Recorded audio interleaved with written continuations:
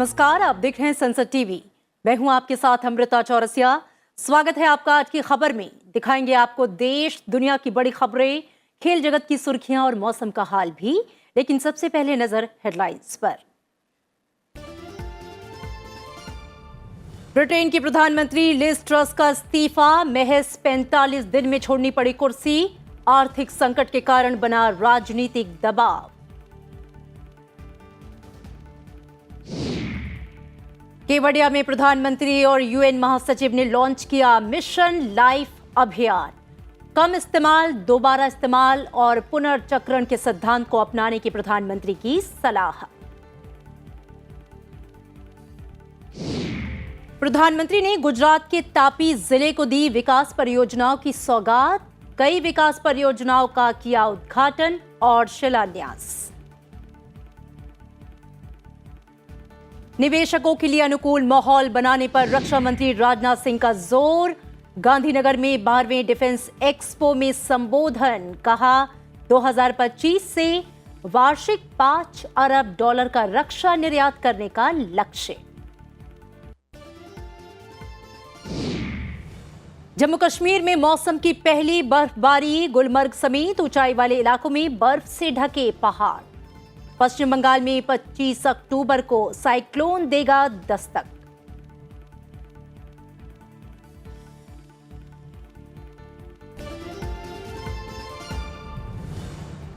और आइए बुलेटिन की शुरुआत करते हैं। सबसे पहले मुख्य समाचारों पर नजर। असम सरकार ने कहा है कि कानून और व्यवस्था की स्थिति की समीक्षा करने के बाद उसने राज्य के 8 जिलों और एक उपमंडल में अफस्पा को 6 महीने के लिए बढ़ा दिया है। केंद्रीय शिक्षा मंत्री ने 50 केंद्रीय विद्यालयों में पायलट परियोजना के आधार पर बाल वाटिका 1 की शुरुआत की। अगले शैक्षणिक वर्ष में केंद्रीय माध्यमिक शिक्षा बोर्ड से संबंधित सभी स्कूलों में बाल वाटिका से पढ़ाई शुरू की जाएगी। पर्यावरण मंत्रालय के तहत आने वाली विशेषज्ञ मूल्यांकन समिति ने गुजरात में रिलायंस इंडस्ट्रीज लिमिटेड के हजीरा विनिर्माण प्रखंड के 10,000 करोड़ रुपए की विस्तार और अवरोधकों को दूर करने की योजना के लिए पर्यावरण मंजूरी देने की अनुशंसा की है। खिलाड़ियों की सुरक्षा को सर्वोपरि बताते हुए खेल मंत्री अनुराग ठाकुर ने कहा कि टीम इंडिया के पाकिस्तान में 2023 एशिया कप में भाग लेने के बारे में फैसला गृह मंत्रालय करेगा। सांसदों के लिए उपचार सुविधाओं को सुव्यवस्थित करने के लिए दिल्ली एम्स के मानक संचालन प्रक्रिया जारी की है, जिसके तहत उनके चिकित्सा देखभाल व्यवस्था के समन्वय के लिए एक नोडल अधिकारी नियुक्त किया जाएगा। बीजेपी ने हिमाचल के आगामी विधानसभा चुनाव के मद्देनजर 6 उम्मीदवारों की दूसरी और अंतिम सूची जारी कर दी। पार्टी ने इससे पहले 62 उम्मीदवारों की पहली सूची जारी की थी। सुप्रीम कोर्ट ने महाराष्ट्र में स्नातकोत्तर चिकित्सा पाठ्यक्रमों में दाखिले के लिए सेवारत अधिकारियों को 20% आरक्षण प्रदान करने संबंधी महाराष्ट्र सरकार के फैसले को बरकरार रखा है। यूक्रेन में स्थित भारतीय दूतावास ने हमले तेज होते देख भारतीय नागरिकों को जल्द से जल्द देश छोड़ने की सलाह दी है। दूतावास ने भारतीय नागरिकों से यूक्रेन की यात्रा नहीं करने की भी सलाह दी है। राज्यसभा सचिवालय क्लब की ओर से संसद भवन परिसर के बालयोगी सभागार में आयोजित दिवाली महोत्सव के अंतर्गत श्रीलंका के एक ग्रुप ने रामायण नृत्य नाटिका की प्रस्तुति की। टीम इंडिया 2015 के बाद पहली बार 4 दिसंबर से 3 एकदिवसीय अंतर्राष्ट्रीय और 2 टेस्ट मैच के लिए बांग्लादेश का दौरा करेगी। ढाका के मीरपुर स्टेडियम में 4, 7 और 10 दिसंबर को 3 एकदिवसीय मुकाबले होंगे।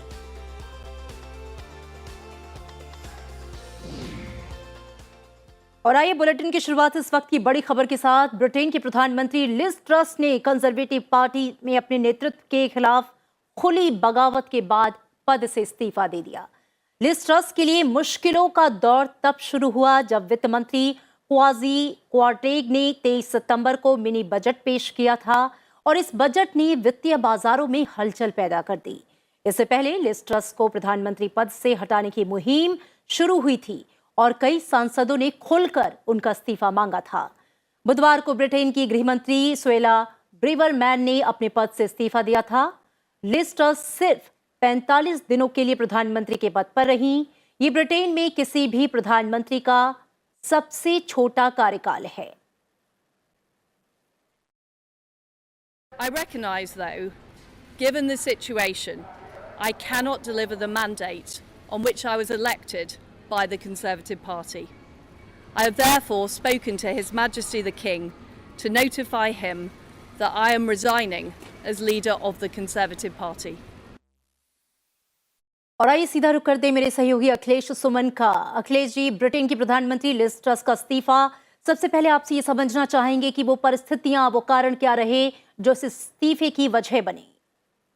देखिए अमृता, जो आज ही जो डॉलर और पाउंड का जो मूल्य में जो उतार चढ़ाव आपने देखा, लिज ट्रस के इस्तीफे के बाद ही पाउंड का जो मूल्य था काफ़ी ऊंचा चढ़ गया। तो इससे समझ सकती हैं कि जो स्थितियां थी ब्रिटेन में, उन स्थितियों में वहाँ का आर्थिक संकट लगातार बढ़ रहा था। और जब मिनी बजट पेश किया था लिज ट्रस के वित्त मंत्री ने, तो उन्होंने 45 बिलियन पाउंड का टैक्स की छूट देने की बात की थी।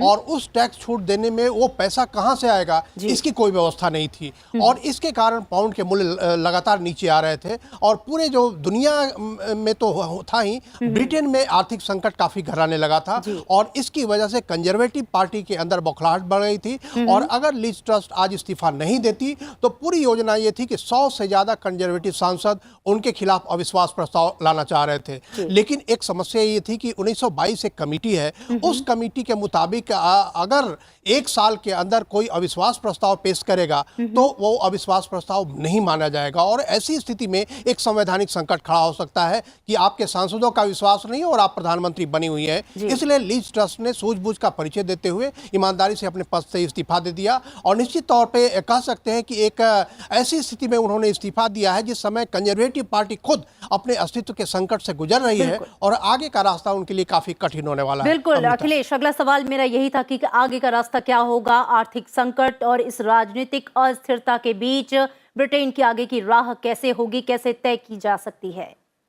निश्चित तौर पे इस पर जो वहाँ के ग्राहम ब्रेडी हैं, जो 1922 कमेटी के अध्यक्ष हैं, उन्होंने आज एक बयान दिया है कि उन्होंने कंजर्वेटिव पार्टी से बात की कि ऐसे में क्या करेंगे। तो कंजर्वेटिव पार्टी ने उन्हें वादा किया है कि अगले शुक्रवार तक वो नए नेता का चुनाव कर लेंगे।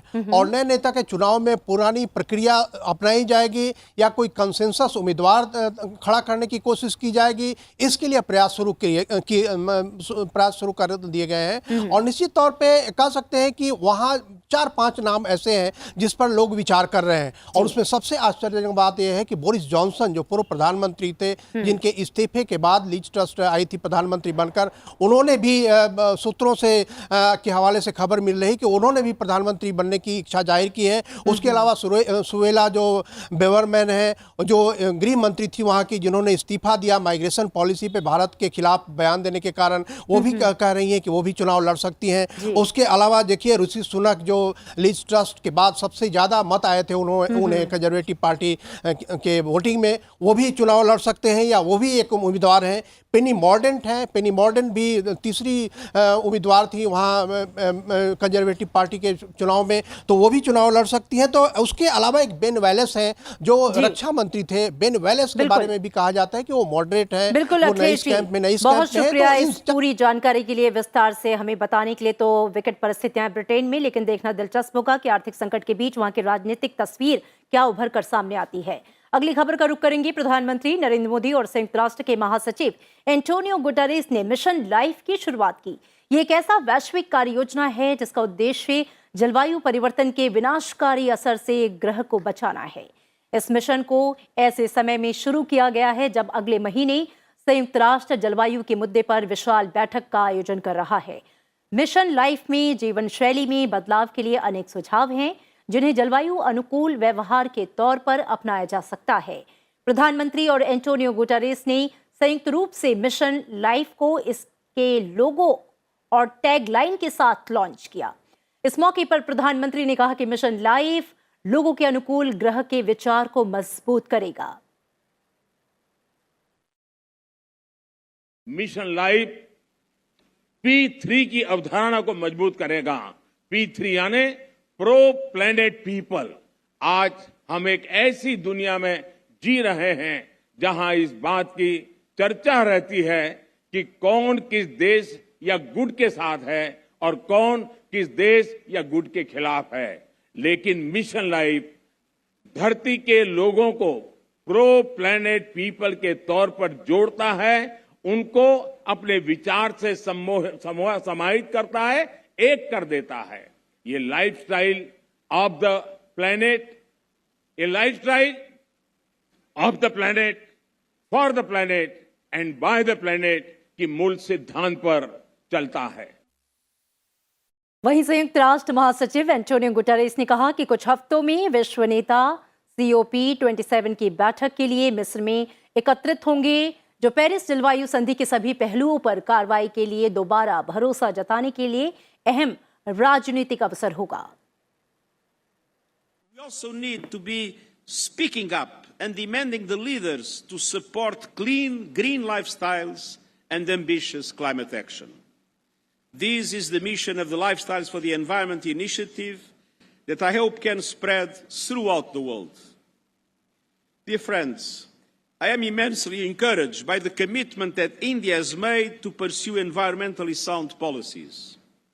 These efforts include a pledge to significantly increase investment and deployment of renewable energy, championing the International Solar Alliance, and joining the High Ambition Coalition for Nature and People, which aims to protect and conserve 30% of the world's ecosystems by 2030. प्रधानमंत्री नरेंद्र मोदी ने गुजरात के केवड़िया में संयुक्त राष्ट्र के महासचिव Antonio Guterres के साथ द्विपक्षीय बैठक भी की। केवड़िया में संयुक्त राष्ट्र के महासचिव और प्रधानमंत्री के बीच विभिन्न मुद्दों पर लंबी बातचीत हुई। प्रधानमंत्री ने कहा कि एंटोनियो गुटेरेस के लिए भारत दूसरे घर जैसा है। उन्होंने कहा कि जब भी भारत और संयुक्त राष्ट्र ने मिलकर काम किया है, दुनिया को बेहतर बनाने के नए रास्ते मिले हैं। इससे पहले एंटोनियो गुटेरेस विश्व की सबसे ऊंची प्रतिमा स्टैच्यू ऑफ यूनिटी देखने गए, जहां प्रधानमंत्री नरेंद्र मोदी ने UN महासचिव का स्वागत किया। उसके बाद दोनों नेता स्टैच्यू ऑफ यूनिटी परिसर पहुंचे। उन्होंने सरदार पटेल को पुष्पांजलि अर्पित की।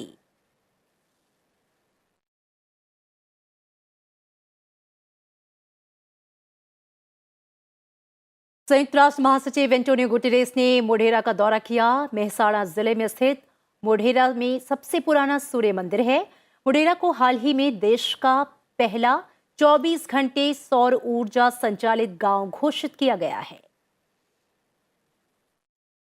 प्रधानमंत्री नरेंद्र मोदी ने गुजरात के तापी जिले के व्यारा में विभिन्न विकास परियोजनाओं का उद्घाटन और शिलान्यास किया। इससे पहले भी यहां उन्होंने सूबे के अन्य जिलों में हजारों करोड़ की परियोजनाओं का उद्घाटन और शिलान्यास किया। अकेले तापी में उन्होंने 2200 करोड़ रुपए की परियोजनाओं का शिलान्यास और लोकार्पण किया।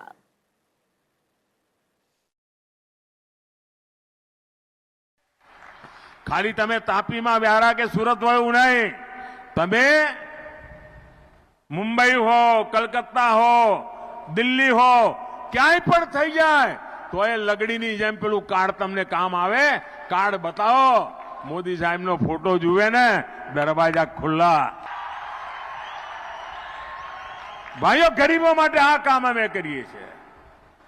हमारा आदिवासी समाज ने, हमारा गरीब समाज ने कोई तकलीफ ना पड़े एनी हमें चिंता करता हुए छे। हमारो आदिवासी समाज भारतना स्वातंत्र्यता आंदोलन में केटलुं मोटुं योगदान, केटला वीर पुरुषोए बलिदान। अरे 20-22 वर्षनी उंमरे हमारा आदिवासी भगवान बिरसा मुंडा एणे पोतानी जिंदगी खपावी दीधी हती भाईओ, परंतु भूतकाळनी सरकारोए भूलाई दीधा।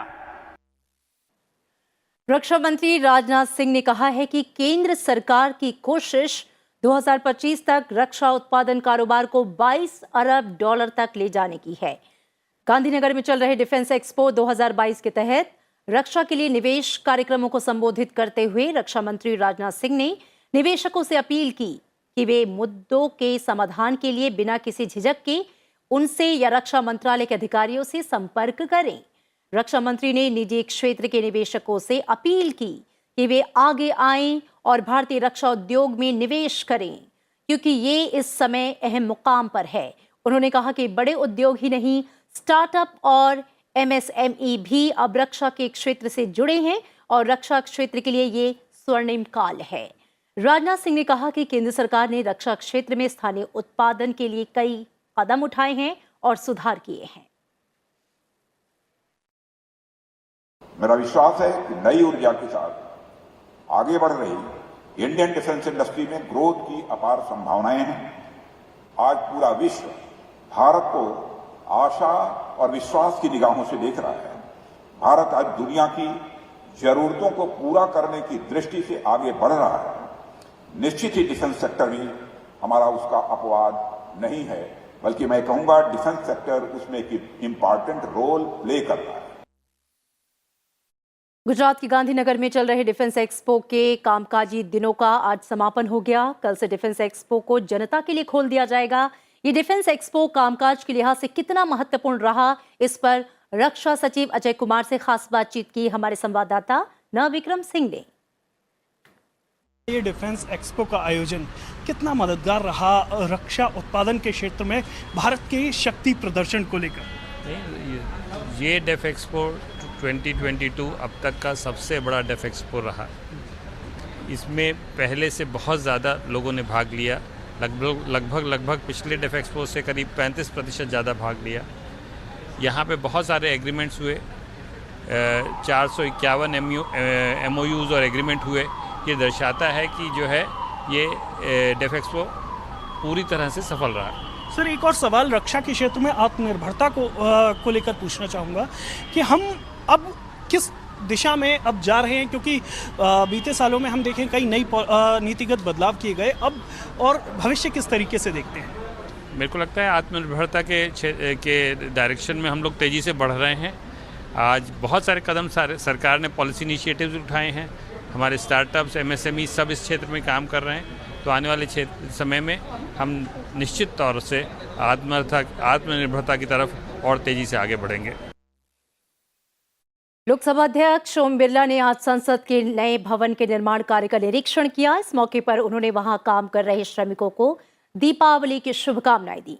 लोकसभा अध्यक्ष ने कहा कि संसद के निर्माण कार्य में जुटे लोग जिस कड़ी मेहनत और परिश्रम से लोकतंत्र के मंदिर का निर्माण कर रहे हैं, इसके लिए वे साधुवाद के पात्र हैं। उन्होंने कहा कि कई श्रमिक ऐसे हैं जो भवन के शिलान्यास से लेकर आज तक यहां काम कर रहे हैं। लोकसभा अध्यक्ष ने भवन की नींव से लेकर शीर्ष तक के निर्माण कार्य से जुड़े संस्मरण को साझा किया। उन्होंने कहा कि इन श्रमिकों के चेहरों पर संसद के नए भवन के निर्माण कार्य से जुड़े होने का गौरव साफ दिखाई दे रहा है। उनका पसीना और श्रम देश में लोकतांत्रिक मूल्यों के सुदृढ़ीकरण में अहम योगदान देंगे। और केंद्रीय गृह मंत्री अमित शाह ने आरोप लगाया कि अरविंद केजरीवाल सरकार चाहती है कि दिल्ली आत्मनिर्भर हो, जबकि बीजेपी चाहती है कि राष्ट्रीय राजधानी आत्मनिर्भर हो। उन्होंने लोगों से MCD चुनाव में इन दोनों में से एक का चयन करने का आह्वान किया। अमित शाह ने तहखंड में कचरे से बिजली बनाने के संयंत्र का उद्घाटन करने के आयोजन कार्यक्रम को संबोधित करते हुए आरोप लगाया कि केजरीवाल सरकार ने पूर्व के 3 नगर निकायों के साथ सौतेला व्यवहार किया। दिल्ली की जनता को इतना ही कहने आया हूं कि आप पार्टी जो है वो दिल्ली को आत्मनिर्भर बनाना चाहती है। हम दिल्ली को आत्मनिर्भर बनाना चाहते हैं। दिल्ली की जनता ने तय करना है कि आप निर्भर दिल्ली चाहिए या आत्मनिर्भर दिल्ली चाहिए। और केजरीवाल जी, आज मैं एक बात यहां से पूछ कर जाता हूं आपको, दिल्ली नगर निगम 3 बने थे, क्यों एकीकृत करने पड़े, क्यों एक बनाना पड़ा? क्योंकि इनके बकाया 40,000 करोड़ से बड़ी राशि आपने दोयम दर्जे का व्यवहार कर नगर निगमों को नहीं दी, जिससे नगर निगम काम करने की स्थिति में नहीं रहे। सीरम इंस्टीट्यूट, भारत बायोटेक और जायडस कैडिला जैसी कंपनियों ने वैक्सीन के मोर्चे पर भारत सरकार की हर कदम पर मदद की। पुणे में विकासशील देशों के वैक्सीन मैन्युफैक्चरर्स नेटवर्क की 23वीं वार्षिक आम बैठक को संबोधित करते हुए केंद्रीय स्वास्थ्य मंत्री मनसुख मांडविया ने ये बातें कही। उन्होंने भारत के वैज्ञानिकों को विकसित देशों के साथ कोविड-19 की वैक्सीन विकसित करने को बड़ी उपलब्धि बताया। 70% आबादी पूरी तरह से वैक्सीनेटेड है। भारत ने यह कामयाबी प्रधानमंत्री जी के समर्थ नेतृत्व, वैज्ञानिकों के ज्ञान, वैक्सीनेटर के परिश्रम और वैक्सीन बनाने वाली कंपनियों की प्रतिबद्धता की वजह से हासिल किया है। Serum institute, Bharat biotech, biological events, Zydus Cadila जैसी कंपनियों ने वैक्सीन के मोर्चे पर भारत सरकार की हर कदम पर मदद की है। और इसी के साथ यहाँ रुकेंगे एक छोटे से ब्रेक के लिए। ब्रेक के बाद नजर डालेंगे राज्यवार और अंतर्राष्ट्रीय समाचारों पर। आप बने रहिए संसद टीवी के साथ।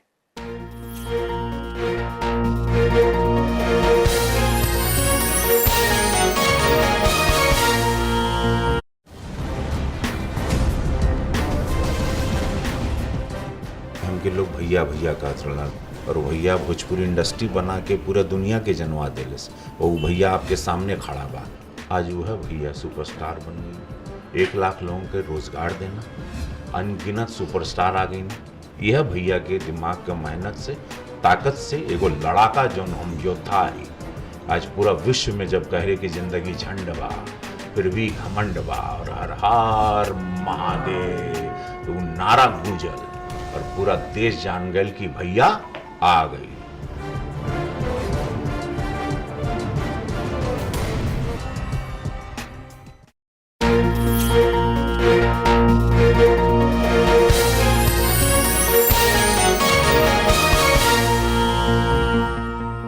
आप देख रहे हैं आज की खबर। बढ़ते हैं आगे और अब नजर राज्यों से जुड़ी सुर्खियों पर।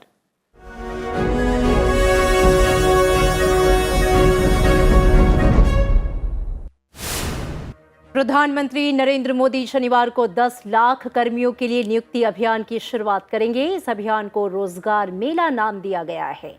इस दौरान प्रधानमंत्री 75,000 युवाओं को नियुक्ति पत्र सौंपेंगे। प्रधानमंत्री नरेंद्र मोदी कल विकास परियोजनाओं की समीक्षा करने के लिए केदारनाथ जाएंगे। इसके दौरान केदारनाथ के लिए केबल कार परियोजना अहम होगी। केंद्रीय मंत्री अनुराग ठाकुर ने खेलो इंडिया यूथ गेम्स 2022 कार्यक्रम की घोषणा की है। इस बार 5वां खेलो इंडिया यूथ गेम्स 2022 का आयोजन मध्य प्रदेश में होगा। कांग्रेस सांसद राहुल गांधी की पदयात्रा 43वें दिन भी जारी रही। राहुल गांधी ने आज पार्टी की भारत जोड़ो यात्रा की शुरुआत कुरनूल के बनवासी गांव से की। असम सरकार इस साल उच्च माध्यमिक परीक्षा उत्तीर्ण करने वाले करीब 36,000 मेधावी छात्रों को स्कूटर देगी। राज्य मंत्रिमंडल ने इसके लिए 258 करोड़ 90 लाख रुपए की लागत से कार्यक्रम को लागू करने का प्रस्ताव पारित किया। मिजोरम और असम में अंतर्राज्यीय सीमा विवाद के हल के लिए 4 नवंबर को गुवाहाटी में तीसरे दौर की बातचीत होगी। मंत्री स्तरीय बैठक में समाधान पर चर्चा होगी। दिल्ली सरकार ने एक आदेश जारी कर सार्वजनिक स्थानों पर मास्क नहीं लगाने पर लागू 500 रुपए का जुर्माना खत्म कर दिया है। हालांकि लोगों को भीड़भाड़ वाली जगहों पर मास्क लगाने की सलाह दी गई है। राजधानी दिल्ली में वायु प्रदूषण में बढ़ोतरी हुई है, जिसके कारण वायु गुणवत्ता प्रबंधन आयोग ने ग्रेडेड रिस्पांस एक्शन प्लान का दूसरा चरण लागू करने का निर्देश दिया है। इससे होटल, रेस्टोरेंट में कोयला और लकड़ियां जलाने पर प्रतिबंध रहेगा।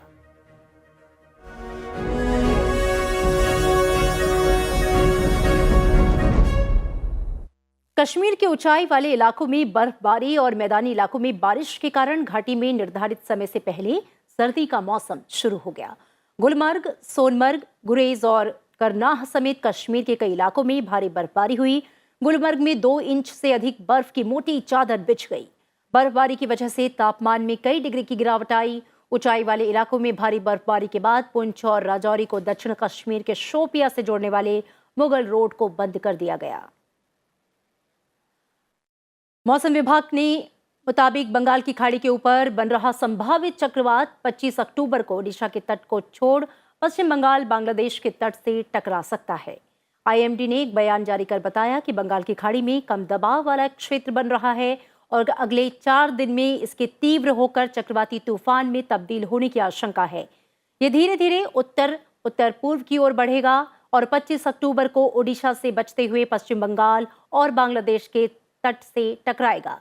23 अक्टूबर से ओडिशा के तटीय इलाकों में मूसलाधार बारिश हो सकती है। कर्नाटक के बंगलुरु में भारी बारिश की वजह से भारी नुकसान हुआ है। वहीं कई जगहों पर जल भराव की वजह से लोगों को मुश्किलों का सामना करना पड़ा। बारिश का सबसे ज्यादा कहर शेषाद्रीपुरम में देखने को मिला, जहां पे मेट्रो रेल परिसर की दीवार गिरने से 7 कारों और कुछ बाइक को नुकसान पहुंचा। मौसम विभाग ने अगले 24 घंटे के दौरान बारिश होने या गरज के साथ बौछारें पड़ने का अनुमान लगाया है।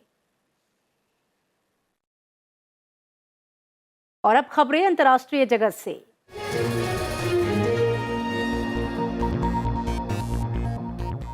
श्रीलंका के संविधान में 22वें संशोधन को अंगीकार करने के लिए संसद की बहुप्रतीक्षित बहस सत्ताधारी एसएलपीपी पार्टी के कड़े विरोध के कारण 2 बार स्थगित किए जाने के बाद आज शुरू हुई।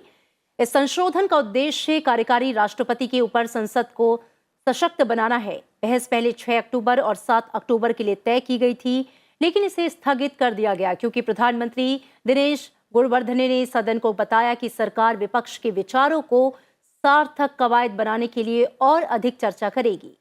संशोधन पर मतदान अब शुक्रवार को होगा। राष्ट्रपति रानिल विक्रमसिंघे ने सड़क पर उतरे प्रदर्शनकारियों की मांग के आगे झुकते हुए संवैधानिक सुधारों का वादा किया था। उग्र प्रदर्शनों के कारण विक्रमसिंघे के पूर्ववर्ती गोटबाया राजपक्षे को सत्ता छोड़नी पड़ी थी।